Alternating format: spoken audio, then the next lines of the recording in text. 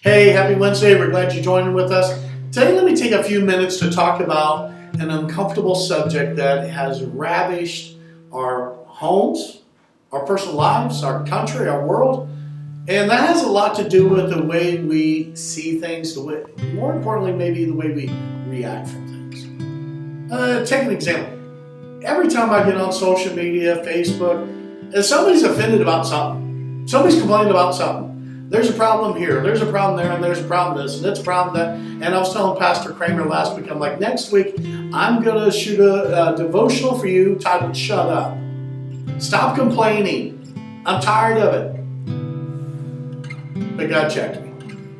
Let's change this to do something about it. See, anybody can complain.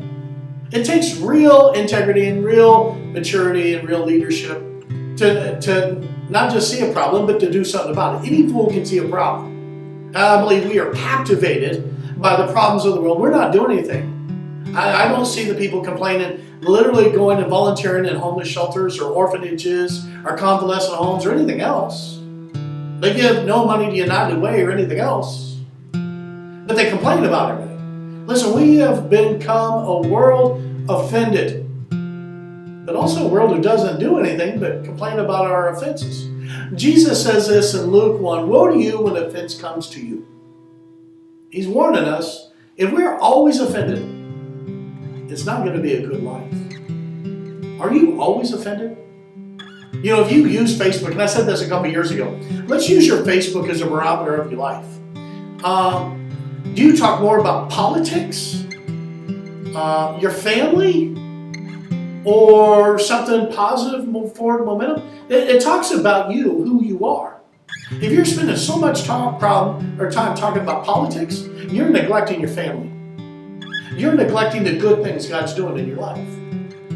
I get people telling me before, my liberal friends are spewing junk, my conservative friends are spewing junk. I don't know if you know this, but I'm a Christian. I'm not a politician. And you rarely see me complain about stuff. So this is a little different devotional. What you do if you're around me, you see I'm actually involved in ministries that make the world better. I'm given to orphanages and to homeless shelters. And every week in my office, there's usually a homeless person taking a shower. See, I don't complain. I do something. And I'm going to encourage you, do something about these problems. Stop complaining. Amen? Listen, woe to you when offense comes. If you're always offended, there's a problem. There's probably a maturity problem.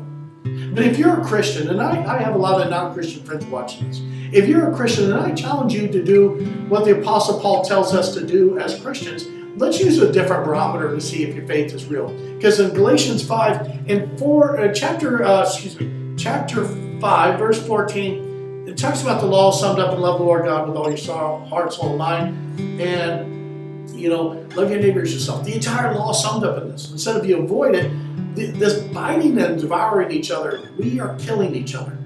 And that's what I see, even in the Christian community.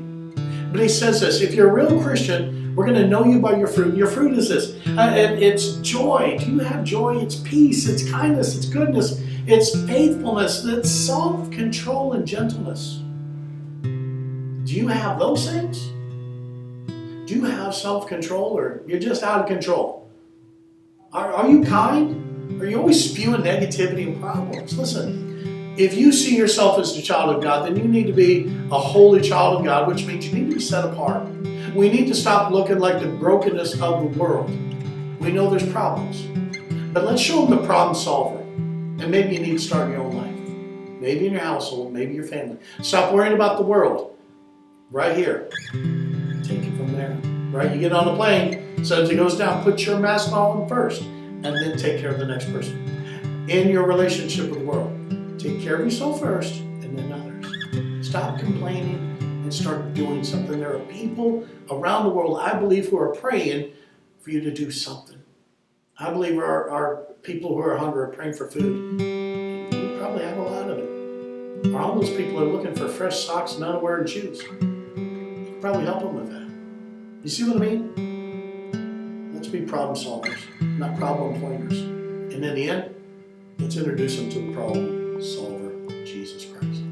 God bless you. Hopefully you have a good home church to go to this weekend. If not, we'd love to have you here on our campus or join us online. But I'll tell you, seek a local church where you're at. Get plugged in. Find some accountability. But through it all, here's what I believe God will want for you. It's Wednesday. Take from Wednesday to Sunday and say, okay, what are the problems that bother me? And problems should bother you. Now start praying, Lord, how can I be part of the resolve, part of the solution? And then leave your lips and put your feet to work. Don't talk about it. Do something about it. God bless you. If someone hasn't told you lately God loves you, so do I. I'll see you soon.